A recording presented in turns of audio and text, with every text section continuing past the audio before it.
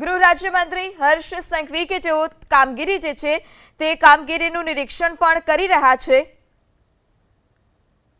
નાયબ મુખ્યમંત્રી હર્ષ સંઘવી વસ્તી ગણતરીમાં નામો પણ નોંધાવી રહ્યા છે। વસ્તી ગણતરીનો જે તબક્કો શરૂઆત થયો છે તેમાં હર્ષ સંઘવી કે જેઓ તેમના અને પરિવારના નામની નોંધણી કરી રહ્યા છે। પાલિકા કમિશનર એમ નાગરાજન સહિત અધિકારીની ઉપસ્થિતિમાં ઓનલાઈન નામો નોંધાવ્યા।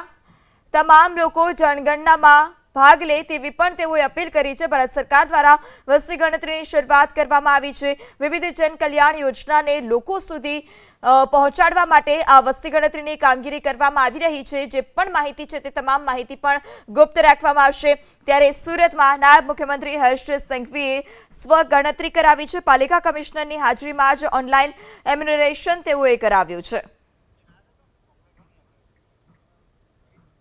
વધુ માહિતી સાથે સંવાદદાતા ધનરાજ ફોન લાઈનથી જોડાયા છે। ધનરાજ, નાયબ મુખ્યમંત્રી હર્ષ સંઘવીએ સ્વગણતરી કરાવી છે, શું વધારે વિગત? જનગણના 2027 જે દેશના વિકાસ અને આયોજન માટે ભારત સરકાર દ્વારા ધરાતી સૌથી મહત્વપૂર્ણ રાષ્ટ્રીય પ્રક્રિયાઓમાંથી એક છે। વસ્તી ગણતરીમાંથી પ્રાપ્ત માહિતીઓ અને આ માહિતીઓના ઉપયોગથી સરકાર દ્વારા નીતિ નિર્માણ હોય કે વિકાસની વાત હોય, સંસાધનોના યોગ્ય વિતરણ માટે, આરોગ્ય, શિક્ષણ, આવાસ, રોજગાર, પરિવહન તેમજ વિવિધ જનકલ્યાણકારી યોજનાઓને અસરકારક નીચે સુધી પહોંચાડવા માટે આ જનગણના 2027 એ દેશના બધા જ વર્ગના નાગરિકો માટે ખૂબ જ ઉપયોગી છે। સાચા જનગણના આંકડા એ વિકાસને યોગ્ય લાભ અને તમામ નાગરિકો સુધી તેમની જરૂરિયાત પ્રમાણનો લાભ પહોંચાડવા માટે ખૂબ જ મહત્વની છે।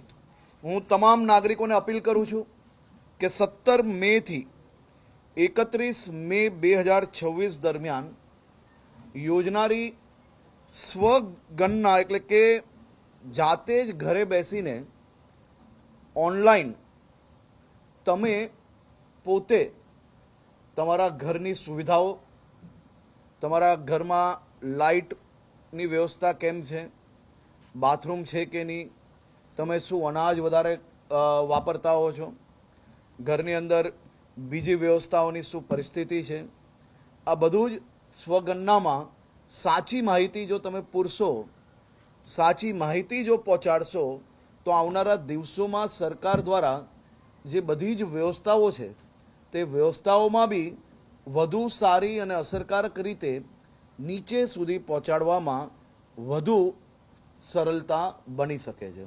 ખાસ કરીને મારી રાજ્યના સૌ નાગરિકોને વિનંતી છે કે આપના ઘરે અગર કોઈ સ્વગણના માટે અધિકારી આવી રહ્યા છે તો એમાં કોઈ બી પ્રકારના ઓટીપી આપવાના રહેતા નથી। જો આપ પોતે ઓનલાઈન કરો છો તો એક ઓટીપી જરૂરથી આવશે, પરંતુ કોઈ ફિઝિકલ એટલે કે કોઈ સીધા જ તમારા ઘરે સ્વગણના માટે આવે છે તો ફોર્મ જરૂરથી ભરવું, પરંતુ એમાં કોઈ બી ઓટીપી આપવાનો રહેતો નથી, જેની સૌ નાગરિકોએ ખાસ નોંધ લેવી। મારી રાજ્યના સૌ નાગરિકોને વિનંતી છે કે વધુમાં વધુ પ્રચાર કરીને આપ, આપના પરિવારજનો, આપના મિત્રો બધા જ આ સ્વગણનામાં પોતે ઓનલાઈન આની અંદર સંપૂર્ણ માહિતી પૂરીને ભવિષ્યની અંદર હજી વધુ વ્યવસ્થાઓમાં આપ સૌ લોકો સહયોગ કરો। આભાર।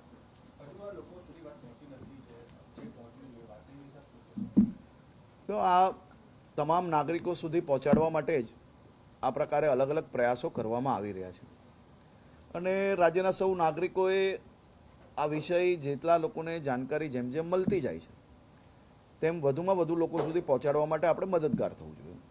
રાજ્ય સરકાર દ્વારા, કેન્દ્ર સરકાર દ્વારા જનગણના 2027 નીચે સુધી પહોંચાડવા માટે વિવિધ એડવર્ટાઇઝમેન્ટથી લઈને સામાજિક કાર્યક્રમોથી લઈને બધા જ વિષયોની અંદર આ માહિતીઓ આપવામાં આવી રહી છે અને વધુ મજબૂતાઈથી આને નીચે સુધી પહોંચાડવા માટે પ્રયાસ ચાલી રહ્યો છે.